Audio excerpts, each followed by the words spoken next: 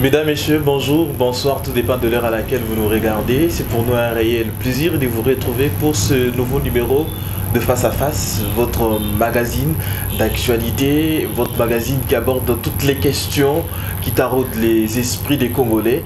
Aujourd'hui, Face à Face a le réel plaisir de recevoir pour vous Maître Posien Mbikaï. Maître, bonjour. Bonjour, monsieur le journaliste. Il n'est plus à présenter, mais je vais quand même m'efforcer de le faire pour cet auditoire qui nous regarde en ce moment. Maître Posien Mbikaï, il est avocat conseil du sénateur Ogi Ilunga Tshivouila, mais également porte-parole du Rassemblement des démocrates tshisekidistes rénovés. Il faut dire aussi qu'il est l'un des fondateurs du Rassemblement des démocrates tshisekidistes. Et je pense avoir été correct dans la présentation. Vous êtes correct, monsieur le journaliste. Voilà, justement, avec lui, nous allons parler de ces soubresauts au sein du Rassemblement des démocrates tshisekidistes, mais nous allons aussi parler du Rassemblement des démocrates tshisekidistes rénovés. Comment sommes-nous arrivés à partir du RDT vers le RDTR? Il pourra répondre sûrement à de nombreuses questions que vous vous posez sûrement. On a reçu beaucoup de questions à travers les réseaux sociaux. Heureusement, Maître Posien Mbikaï est bien présent pour devoir répondre à toutes ces questions. Merci de nous regarder. Merci à toute l'équipe technique, à la réalisation, Idriss Mukendi, mais également Maïs Tchouza, qui nous aide justement techniquement à réaliser ce numéro de Face à Face présenté par Moïse Chilengi Maouija. Encore une fois de plus, mesdames, messieurs, merci de votre sympathique attention que vous ne cessez d'accorder à ce numéro de Face à Face. Alors, Maître Posien, avant de parler de ce soubresaut, j'aimerais dans un premier temps parler de l'actualité. L'actualité aujourd'hui, c'est cette première déclaration politique faite par le sénateur Ogi Ilunga Tshivouila dans sa casquette, je dirais même dans sa nouvelle casquette de président national du Rassemblement des démocrates tshisekidistes rénovés. Est-ce qu'on peut aujourd'hui avoir la teneur de cette déclaration politique? Merci pour la question, monsieur le journaliste.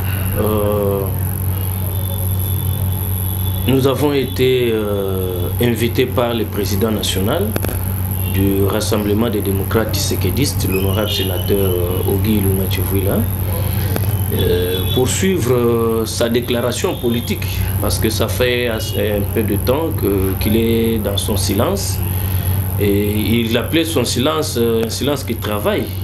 Alors aujourd'hui, il devait nous orienter, nous donner de grandes lignes et ces grandes décisions vis-à-vis aussi de tout ce qui a été déclaré dans les réseaux sociaux. Parce que vous vous rappellerez qu'aucune décision venant de la coordination nationale du RDT ne lui a été notifiée physiquement comme ça.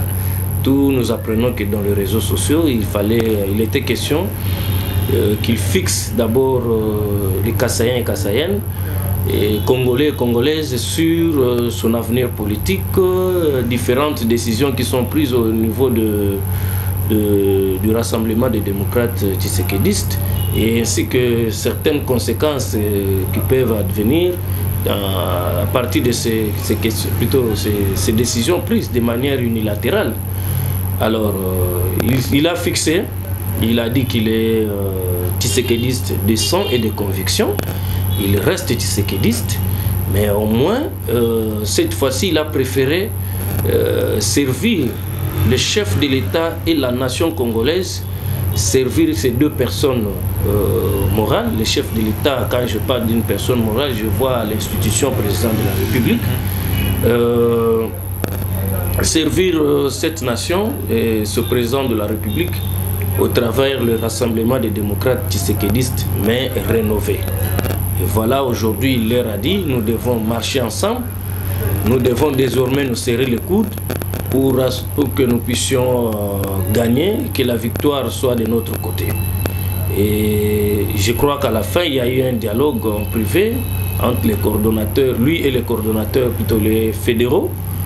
Nous sommes toujours habitués à appeler coordonnateurs, hein, c'est l'ancienne appellation, les fédéraux provinciaux et territoriaux, pour leur donner cette idéologie-là, leur donner les conditions de comment est-ce qu'ils vont travailler et à la fin attendre les résultats. lorsque nous allons revenir ici à Mbuji-Mayi. Alors vous avez mieux fait de le rappeler, c'est la première déclaration politique justement du sénateur Ogi Ilunga Tshuvila depuis sa suspension au sein du Rassemblement des démocrates tshisekedi. Entrons les deux pieds dans le plat, comme on l'a toujours dit. Comment nous en sommes arrivés à toutes ces suspensions? Vous l'avez dit tantôt qu'il n'a jamais été notifié jusqu'aujourd'hui. Je suis en train de parler avec quelqu'un qui maîtrise notamment les textes légaux. Est-ce possible de suspendre quelqu'un et jusqu'aujourd'hui la personne n'est toujours pas notifiée? Comment nous en sommes arrivés à tous ces soubresauts? On est parti de suspension à la mise à l'écart. Éclairer plutôt la lanterne de l'opinion publique. En fait, le problème avec cette décision-là, c'est que c'est une décision fantaisiste d'abord.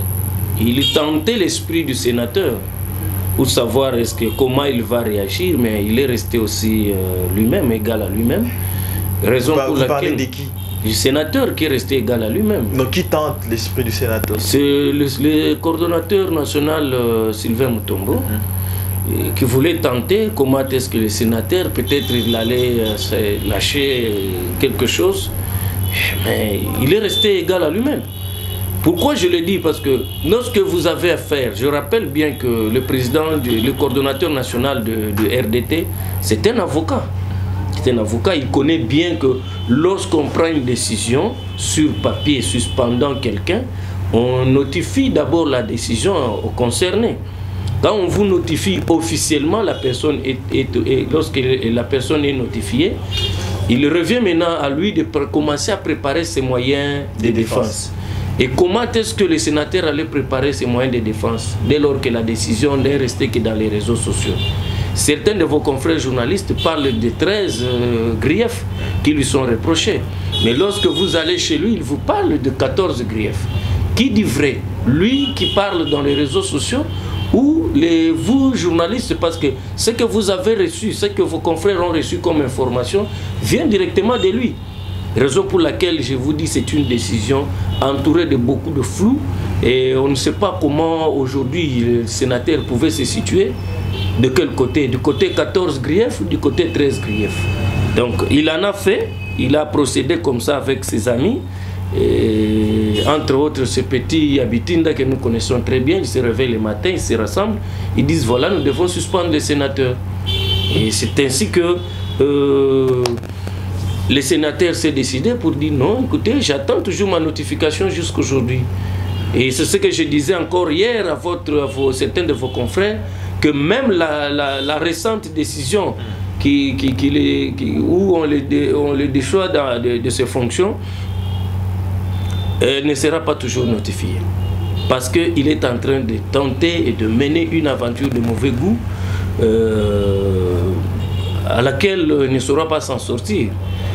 Alors, nous sommes partis de là et comme le sénateur avait déjà le projet, il avait le projet pour créer son propre parti politique et servir la nation à partir de là. Parce qu'il en a vécu. C'est un homme de calme, il a toujours été très calme. Il vous suit de près. Ce que vous faites. Vous pouvez vous agiter, mais lui, il est là, il vous observe. Pendant qu'il vous observe, il est en train d'étudier, de mûrir qu'est-ce qu'il va faire pour... contre-attaquer. Oui, non seulement contre-attaquer, mais trouver une solution. Ouais. Parce qu'on n'est pas là pour répondre à toute flèche qui vient non plus. Alors, c'est ainsi que, à la fin, quand il l'a vu en train de chavirer, il a compris qu'il fallait maintenant chercher comment lancer le Rassemblement des démocrates tshisekidistes rénové afin que nous puissions pérenniser ces valeurs-là que Dr Etienne Tshisekedi nous a laissées. On aura sûrement le temps de parler du Rassemblement des démocrates tshisekidistes rénové, mais venons-en tout d'abord à la genèse du RDT. Est-ce que le RDT est en train de vivre aujourd'hui n'est pas peut-être le fruit d'une certaine impréparation au départ? Est-ce que tout n'a pas été mieux fixé? Les choses n'avaient pas été fixées au préalable avant à la genèse de ce regroupement politique? Parce que je rappelle, je l'ai dit dans la présentation, vous êtes l'un des fondateurs du Rassemblement des démocrates tshisekidistes. Comment des fils en aiguille, le parti peut totalement exploser de cette manière? Est-ce que les choses n'avaient pas été définies au préalable par rapport aux attributions des uns et des autres? Merci, mais ici il n'y a pas un problème de conflit ou de choses qui n'ont pas été préalablement préparées ou définies. Oui, il y a des petites choses dans la charte qui devaient être complétées, mais il y a aussi un certain problème, monsieur le journaliste. C'est qu'il y a quelqu'un, le coordonnateur national, là où il est, il pense que le RDT c'est un fait privé. Et pour bien asseoir son pouvoir, il devait procéder par éliminer les grandes têtes là qui l'ont accompagné. Moi personnellement, je suis parmi les premières victimes. Parce que lorsque j'ai eu à un certain moment constaté que le comportement du coordonnateur et les siens, ça ne cadre plus avec les idéaux tshisekédistes. À un certain moment, j'ai dit au sénateur, j'arrête d'abord avec les fonctions au sein du RDT et j'avance. Mais par après, il y a le coordonnateur qui était parti dans les mêmes conditions. Pour revenir à l'historique du RDT, tout a été défini au départ. Je suis parmi les gens qui ont vu RDT naître et qui ont contribué pour que RDT soit ce qu'il est aujourd'hui. Et il était venu, le coordonnateur, une fois avec une charte. Ce n'est pas celle-ci que nous voyons aujourd'hui. Celle-ci, si les techniciens peuvent nous aider, date du 25 avril 2019. Figurez-vous, le RDT est créé en 2018, mais nous avons une charte ici de 2019. C'est parmi les raisons qui nous ont poussés à comprendre qu'on ne peut plus encore rester dans cet imbroglio. Nous ne pouvons plus encore demeurer avec quelqu'un qui n'a pas de vision, qui se réveille le matin et il se prépare pour dire avec sa femme et ses enfants et ses copains, non, écoutez, nous devons changer la charte. Mais, pour bien revenir encore à notre histoire du départ, nous avions une charte qui n'avait pas été légalisée, une charte qui n'avait... On n'avait pas de moyens. Sylvain n'avait pas de moyens à l'époque, j'insiste.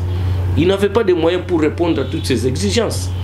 Mais il est venu vers le sénateur pour lui dire, voilà, c'est le président de la République, et plutôt le président national de l'UDPS, Félix Antoine Tshisekedi, qui m'envoie vous voir. Il m'a dit que je dois vous voir pour que nous puissions réaliser ce projet ici, qui est la charte de RDT, la mise en place aussi. Moi, personnellement, je lui ai dit, la charte n'a pas été bien élaborée. Nous devons le recommencer ou le modifier, l'amender à un certain moment, et puis permettre à ce qu'elle puisse répondre à la loi numéro 002 du 15 mars portant organisation et fonctionnement des partis politiques. Nous l'avons retouché cette nuit-là, moi et lui, et jusqu'à 1h du matin, on s'est séparés. On s'est séparés le lendemain matin à 6h, c'est lui qui va m'appeler pour me dire, confrère, je suis déjà en train de sortir pour me rendre au niveau de la bureautique pour permettre à ce qu'on puisse modifier, saisir ce qui a été modifié. Et nous avons entrepris les démarches depuis ces jours-là jusqu'aujourd'hui. Jusqu'au dernier jour qu'il a pensé mettre le sénateur en dehors des opérations du RDT. Nous avons marché avec lui ensemble. Nous avons légalisé. Nous sommes partis encore pour faire enregistrer le parti au ministère de l'Intérieur. Nous sommes partis à la CENI ensemble avec lui. Et le RDT à l'époque, nous avons eu même entreprendre certaines démarches auprès de grandes figures de l'UDPS qui ne sont plus dans l'UDPS. Je prends l'exemple du CG, ancien CG Belchika. Nous avons été voir beaucoup de gens, je veux me rappeler au fil du temps. Et facilement, les gens sont venus vers nous et on a commencé à se préparer. On se prépare non seulement pour la sortie officielle, on se préparait aussi pour les élections de 2018. Voilà comment en juin 2018, il y a eu sortie officielle et le sénateur était obligé parce qu'on s'était reparti. Lui avait préféré, il avait fui les Kasaï. Il avait préféré rester à Kinshasa et travailler pour ramener les fruits. L'autre, le sénateur a dit non, moi j'ai une base au Kasaï oriental. Moi je rentre au Kasaï oriental cette fois-là, c'est pour préparer aussi ma base électorale. Il y en a qui avait pris la charge, Bandundu, par-ci par-là. Lubumbashi, lui-même aussi, il a dit qu'il avait quelqu'un à Lubumbashi qu'il a eu aussi à préparer. Mais de tous ces gens-là, seul le sénateur qui a ramené le fruit de son combat à Kinshasa, il a ramené 5 députés d'abord pour les premières échéances. Il a ramené les 5 députés élus du Kasaï oriental. Puis après, d'abord, lui, le sénateur était élu, il était parmi les meilleurs élus ici, à la députation nationale. Puis après, il était question de procéder aux élections de gouverneurs, à l'Assemblée provinciale, ainsi de suite. À l'Assemblée provinciale, on a eu un président, un premier vice-président de l'Assemblée provinciale. On a eu un vice-gouverneur quant à l'exécutif. Et puis un ministre du RDT. Nous avons ramené, et cela a constitué un poids politique pour le rassemblement des démocrates tshisekédistes. Et puis à l'Assemblée, il y a aussi une questeur du RDT. RDT, voilà, j'avais oublié, 2 postes. Et c'est ce qui a fait que cet ensemble de postes que nous avons eu à arracher, il a pu présenter ça à la commission chargée de recruter, de traiter les candidats ministériels. D'où il s'appelait souvent troisième force politique au sein du CACH et deuxième force politique au niveau provincial.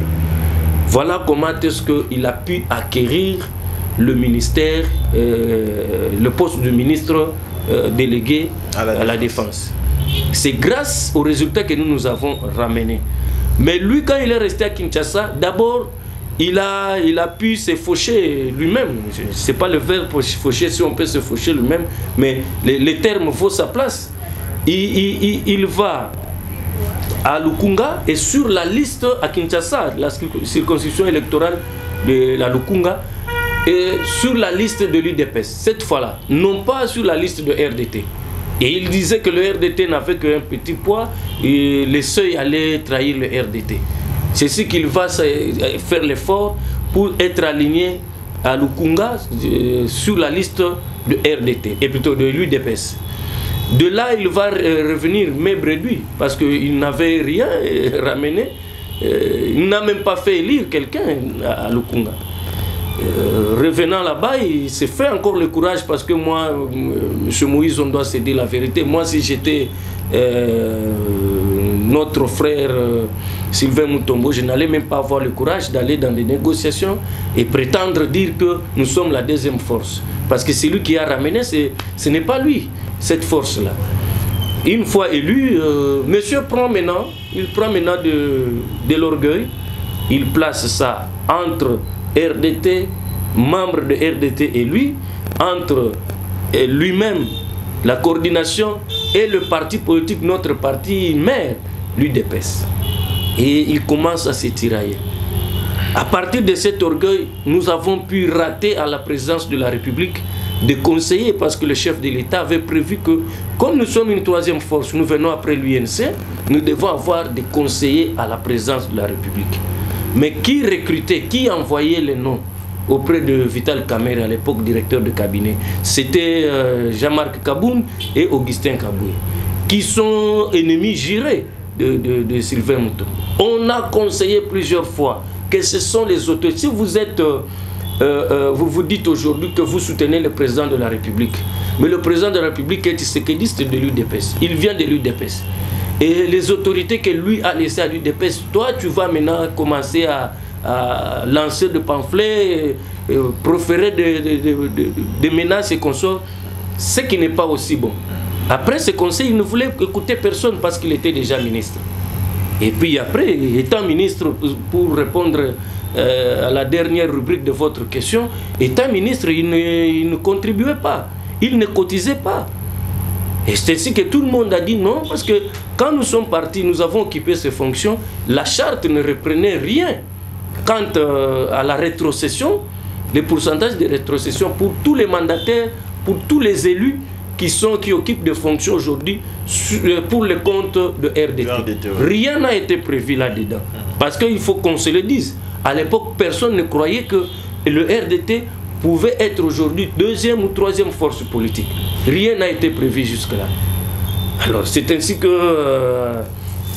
le sénateur, il s'est aussi décidé. Il a dit, j'ai beaucoup fait. J'ai vraiment beaucoup fait dans RDT.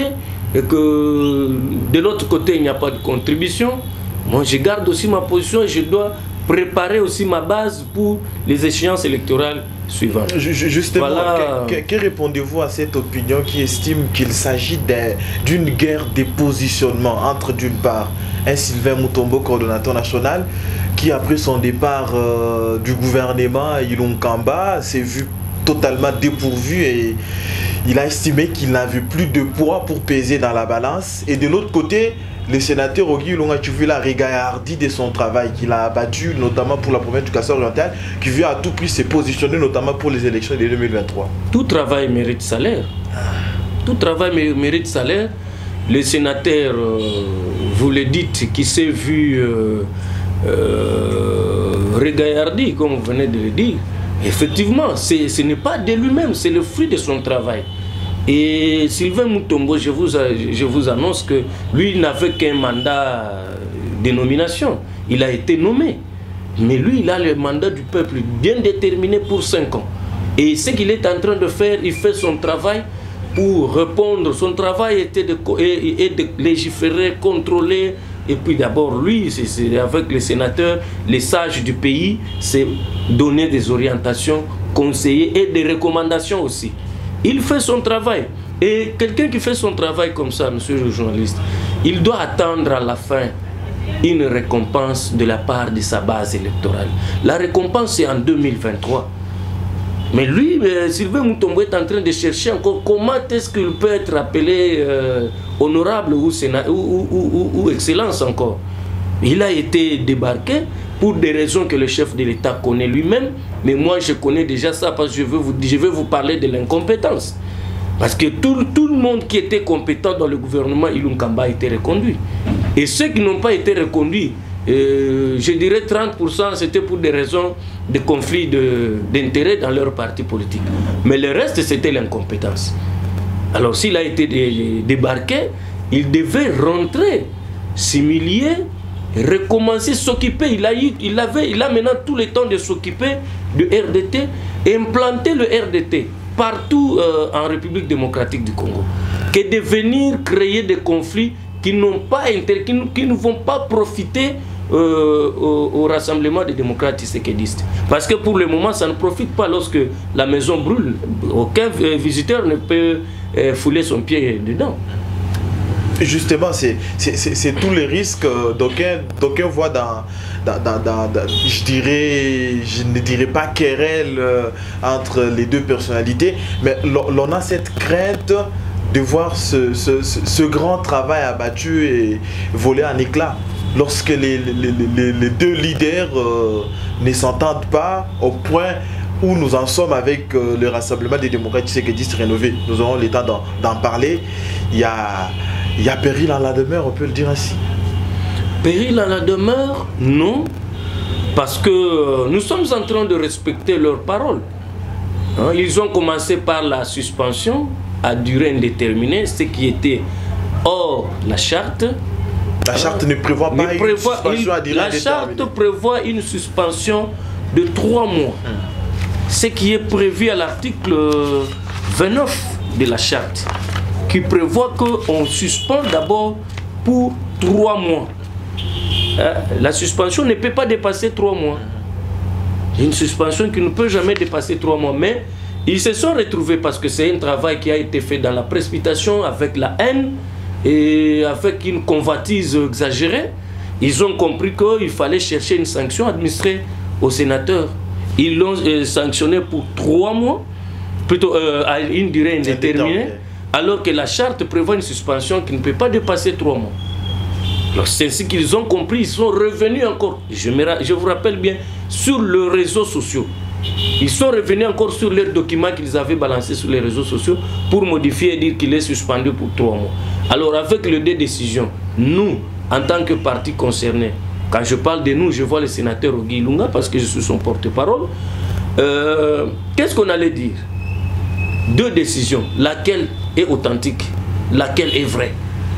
Et des décisions, les deux, on ne vous a jamais notifié. Jusque-là, aucune décision qui n'a été notifiée. Même la plus récente qui venait de la déchéance. On ne voit ça que dans les réseaux sociaux, WhatsApp, par-ci par-là, Facebook, ainsi de suite. Alors, quand ils se vu, ils ont commencé par là, puis après ils se sont dit non, il fallait inviter les sénateurs, l'inviter dans la commission ad hoc, la commission de discipline. Mais le sénateur a dit non, je ne peux pas me présenter dans la commission sans toutefois être notifié. Commencez d'abord par me notifier la décision qui me suspend, puis après, je vais prendre cette décision pour préparer les moyens de défense, parce que jusque-là, je ne sais pas combien de griefs vous me reprochez. Et je vais me préparer, me présenter devant votre commission. Ils ont reçu la lettre de la part du sénateur. Et quand la lettre est arrivée, je ne sais pas, ils se sont dit quoi avec cette lettre entre les mains. Peut-être ils étaient limités de pouvoir évoluer. Mais après, nous sommes surpris lorsque nous sommes descendus ici à Mbuji-Mayi qu'une réunion du bureau politique a été convoquée à la manière d'une assemblée générale.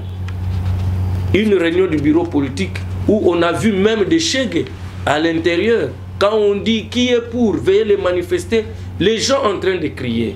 Monsieur le journaliste, vous êtes intellectuel. Un travail où vous allez prendre, là où vous allez prendre de grandes décisions. Vous devez vous réunir autour d'une table, apporter toutes les pièces à conviction, examiner les pièces qu'on vous a fournies, puis après prendre la décision. Une décision réfléchie. Malheureusement, les vidéos, les reportages à notre possession renseignent clairement que c'était un marché de Kanyanya. Ce n'était pas une réunion du bureau politique. Voilà, cette haine et cette convoitise l'a poussé jusqu'à prendre la décision de déchéance du mandat. Moi, je dis que le sénateur a besoin, c'est un message que je lance par votre entremise, le sénateur a besoin de l'exclusion aujourd'hui. Nous cherchons qu'on puisse nous exclure dans le RDT. Mais on ne comprend pas pourquoi ils sont en train de tergiverser. Ils le savent. Du côté où il y a la vérité, ils savent qu'il n'y a pas moyen de pouvoir contourner cette vérité-là. Nous avons besoin de ça, nous avons besoin de l'exclusion. Qu'on dise aujourd'hui, nous avons exclu définitivement monsieur le sénateur du RDT. Et nous allons acclamer et dire aujourd'hui, mais pour le moment, le sénateur est tshisekidiste de sang et de conviction. Il reste dans RDT. Bien que cette décision ne nous ait pas encore notifiée, il est toujours tshisekidiste de RDT. Il est tshisekidiste de RDT, mais il a mis en place le RDTR. Venons-en cette fois-ci. Vous avez mis en place cet autre groupement. On vous accuse d'employer des méthodes qui ont été décriées dans les régimes Kabila, les dédoublements. Merci. Vous basculez du RDT au RDTR. Je commence d'abord par apporter la différence, la précision. La différence qu'il y a entre RDT et RDTR.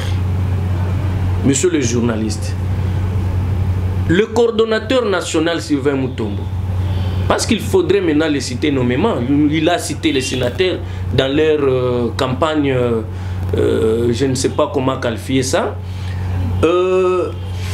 lui-même, il a combien de partis politiques qu'il a créés?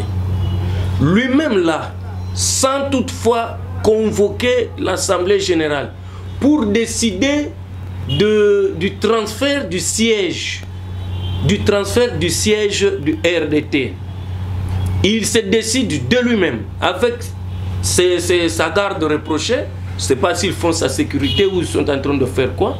Il se décide pour en déplacer le siège de RDT de la commune de Kasavubu, le siège ordinaire et officiel, pour descendre sur 14e rue, là où se trouve le siège de son parti politique. Et c'est quoi son parti politique? RPR, je ne sais pas la signification, mais ça s'appelle RPR. Tout en étant coordonnateur. Tout en étant coordonnateur. Et il a son propre parti politique. Il a aussi son propre parti politique. Et c'est ainsi que le sénateur avait compris que nous ne pouvons pas laisser le tshisekidisme être sali de cette manière.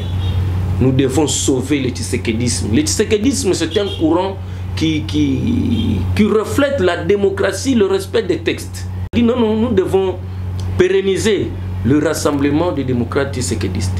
Comment nous devons l'innover? Nous devons l'harmoniser, nous devons modifier certaines choses qui sont contre le courant tshisekidiste.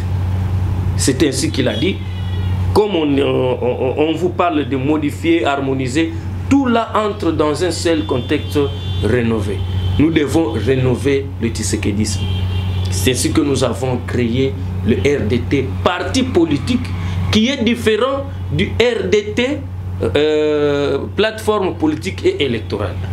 Nous attendons, parce que ce courant vient d'arriver, ce parti vient d'être né, nous attendons le moment venu, nous allons nous décider soit de prendre ce parti et l'affilier au RDT. C'est le moment venu, ça sera ensemble avec les membres du bureau politique, et ceux présents et ceux qui viendront à la suite.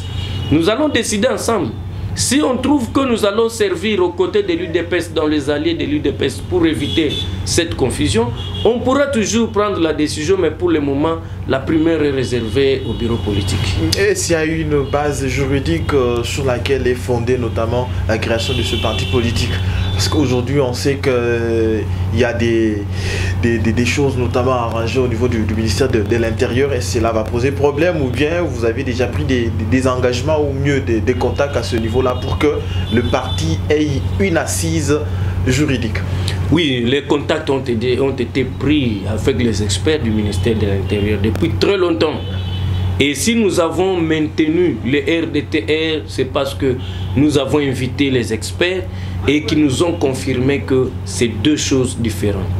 Parce que lorsque vous allez prendre la loi portant organisation et fonctionnement des partis politiques, vous irez sous la rubrique parti, le pluralisme politique. Vous trouverez qu'ils ont été clairs. On ne doit pas utiliser les mêmes logos, on ne doit pas utiliser la même dénomination. Mais lorsque vous prenez le RDT en tant que plateforme politique et électorale, il a les logos différents des nôtres, il a une dénomination différente des nôtres. Nous sommes Rassemblement des démocrates tshisekidistes rénové. Tout comme vous parlez aujourd'hui du rassemblement RCD Goma, RCD KML, RCD, ainsi de suite. Alors vous n'allez pas interdire à quelqu'un de parler du rassemblement et de parler des démocrates et parler aussi des tshisekidistes non plus.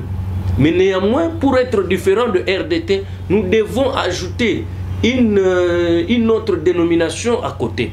C'est ainsi que nous nous sommes dit la différence entre nous et eux, c'est la rénovation que nous sommes en train d'initier.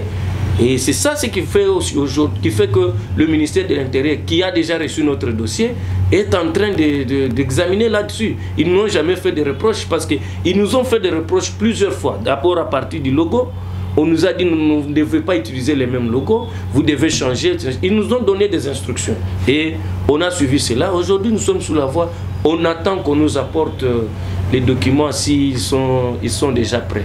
Mais parce que c'est la politique, on ne peut pas croiser les bras. Nous devons être souterrains pour récupérer, reconquérir cette base qui a été abandonnée, délaissée par la coordination nationale du RDT. Et c'est ce que nous avons fait. Et qui seront les membres du RDTR? Les nouveaux adhérents, ou bien vous allez débaucher au RDT? Parce que là aussi, ça pose un problème. Comment ça va se passer? Parce que vous l'avez si bien rappelé, le RDT a 5 députés provinciaux, un sénateur, et aujourd'hui les sénateurs qui mettent en place le RDT, ça va se passer comment? Vous allez débaucher au RDT tout en connaissant que sur place, on connaît tout le travail abattu par les sénateurs.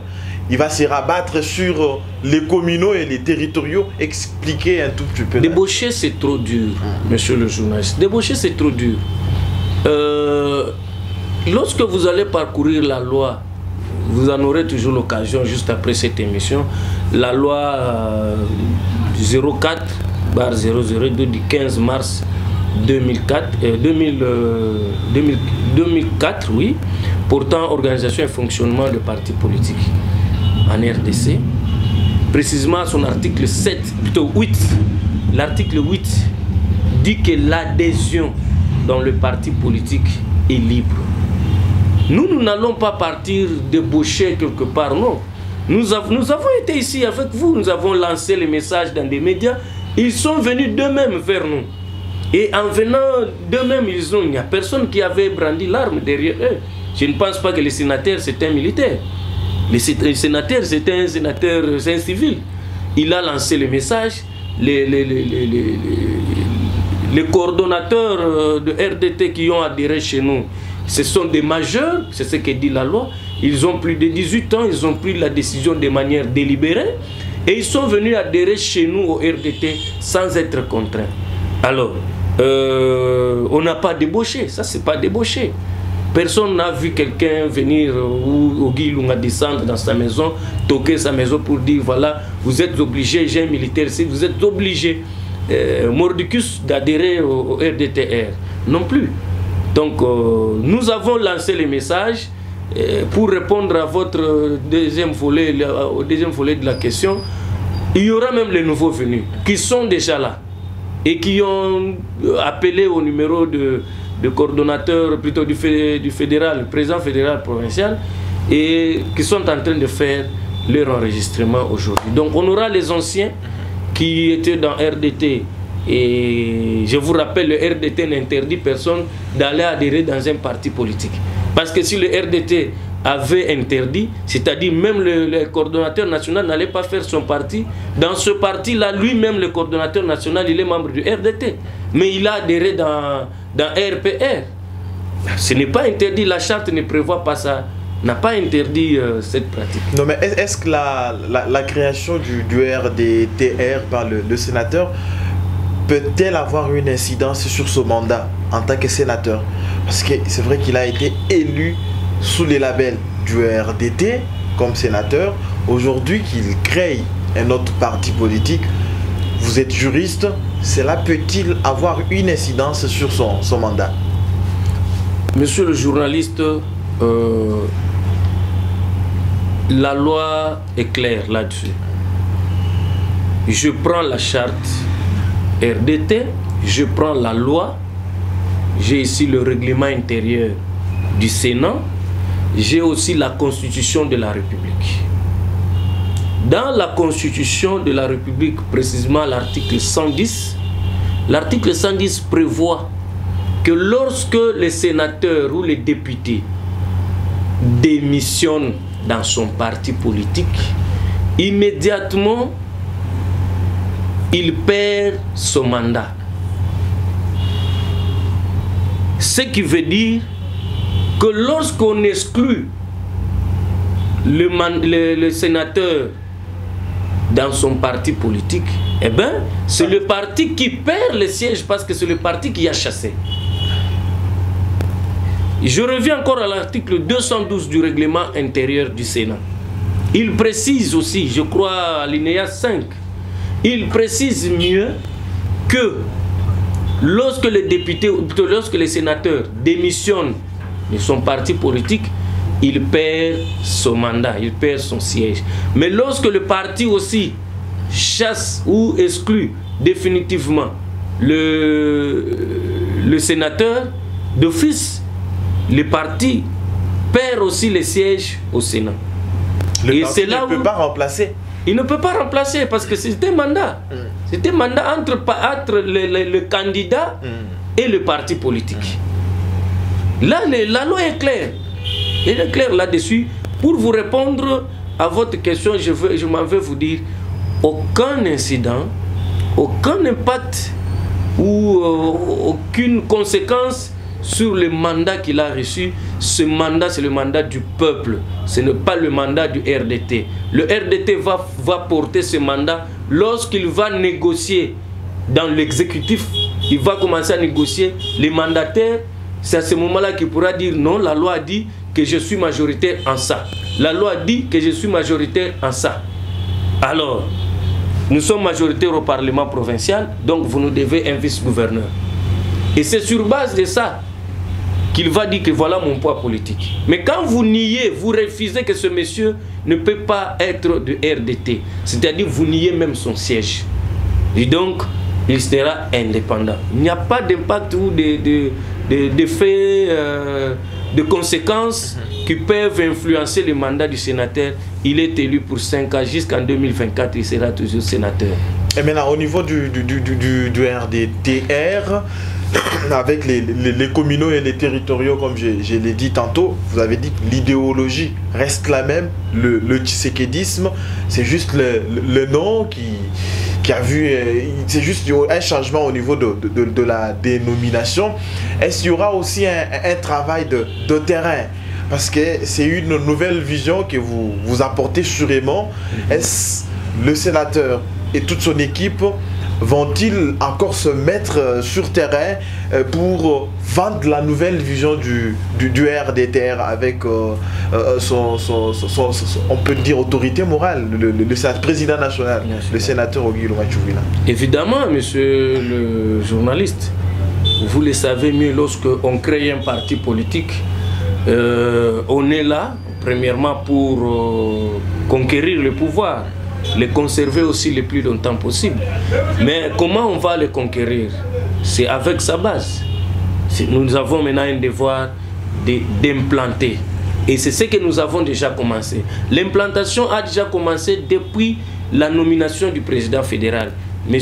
Sami Kamba Tshimanga, que je salue en passant. Et lui aussi va répercuter.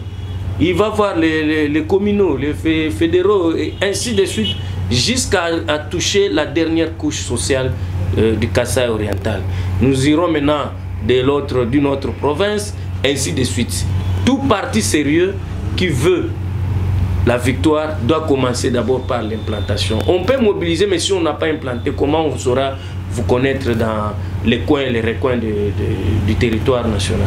Au niveau de l'implantation, surtout pour la province du Kasaï oriental, d'aucuns estiment que les sénateurs avaient déjà labouré avec le RDT et là il deviendra que Sarclay. Exactement. Ça ne va pas poser. Exactement, monsieur le journaliste. Il n'aura pas assez de difficultés. D'abord, c'est un élu. Il a un contrat social avec la population kassaïenne et la population congolaise en général. Et de par cette relation contractuelle, il a la facilité. Il a la facilité de pouvoir revenir encore vers eux et leur parler de la nouvelle vision tshisekédiste que nous avons rénovée.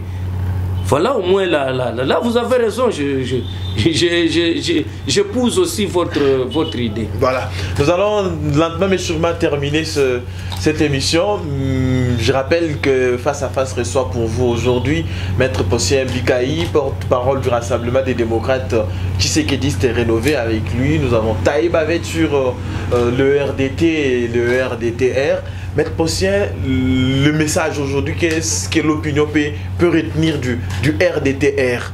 C'est-à-dire on oublie le RDT, on reste focus sur le RDTR. On n'oublie pas le RDT. Raison pour laquelle nous avons maintenu le rassemblement des démocrates tshisekédistes. Sinon, vous auriez pu prendre une autre On ne peut pas oublier le RDT, c'est notre œuvre. C'est l'œuvre du président Félix-Antoine Tshisekedi Tshilombo. Je m'en vais leur démontrer certaines imperfections. Comment est-ce que le coordonnateur national a commencé par se tailler les gros morceaux dans la charte. Je prends l'article 12 de cette charte ici. L'article 12, le coordonnateur national s'est bombardé autant de fonctions. Lui-même, je peux en compter 1, 2, 3, 4, 5, 6, 7, 8, 9, 10, 11, 12, 13. 13 fonctions à lui-même.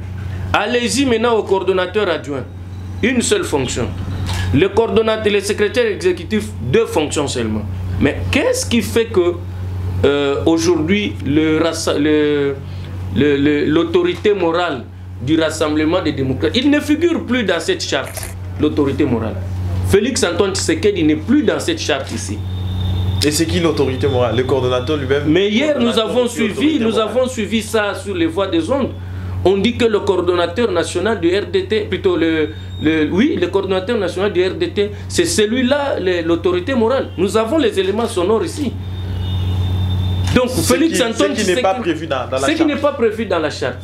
Et puis on venait de nommer récemment des inspecteurs provinciaux. Ah, il y en a aussi en RDT. Dans les fonctions, je m'en vais à l'article 11, 12, ainsi de suite. On n'a jamais cité une fonction quelconque appelée inspecteur.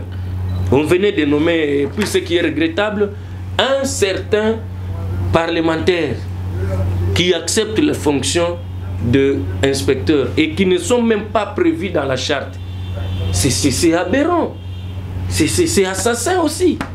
On a assassiné la charte, raison pour laquelle on s'est dit nous devons rénover maintenant le RDT, quitter le populisme, quitter le fait de vénérer le coordonnateur national, chose que même notre autorité morale Fachi, on ne l'a pas toujours vénéré. Maintenant, ce sont les cultes de personnalité. On s'est dit ce sont les antivaleurs combattus par Dr Etienne Tshisekedi, notre idole. Et maintenant, nous devons rénover la démocratie tshisekédiste. Elle doit avoir des fruits sur terrain. On doit être démocrate. Parce que ce qui se passe avec le coordonnateur national du RDT, ce n'est pas une démocratie. Alors, j'en appelle aussi, pour passer par votre mission, j'en appelle à ceux qui tardent encore ou qui retardent encore là où ils sont, de venir présenter, ajouter quelque chose, une valeur ajoutée à ce travail que nous avons déjà fait. Ils seront toujours les bienvenus. Merci beaucoup, Maître Posien Bigaï. C'était pour moi un plaisir de vous avoir sur ce plateau. Je ne pense pas que c'est la dernière fois. Les occasions se présenteront où nous aurons justement des sujets sur lesquels revenir tant au niveau de la situation du pays en général que pour le rassemblement des démocrates tshisékédistes rénovés. Tout le plaisir était bien de vous avoir tenu compagnie pour ce nouveau numéro de Face à Face. Merci à vous de l'avoir regardé. Merci surtout à la grande équipe technique, Idriss Mukendi et Maïs Djouza. On se retrouve le lundi prochain pour un autre numéro de Face à Face. A plus.